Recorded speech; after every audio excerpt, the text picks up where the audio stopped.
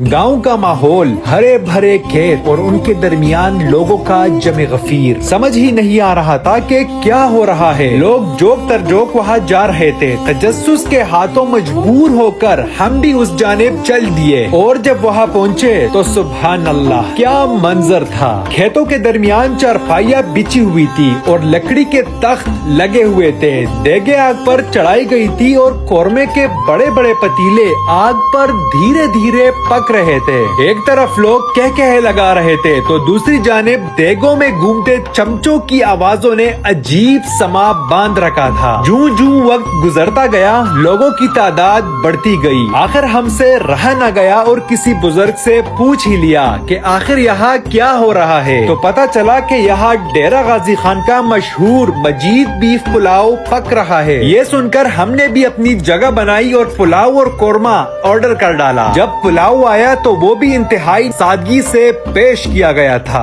माहौल के हिसाब से हम भी पूरे देसी बन गए और पुलाव पर ही कोरमा डालकर खाने लगे। जायका बिल्कुल शादियों वाले खाने का था। एक तरफ खाने का मजा, दूसरी तरफ माहौल का सुकून। वाकई ये लम्हा यादगार था। अगर आपने भी इस माहौल के साथ इस मजेदार खाने का मजा लेना है तो पहुंचो डेरा गाजी खान के पाकिस्तान चौक मजीद बीफ पुलाव वाले के पास।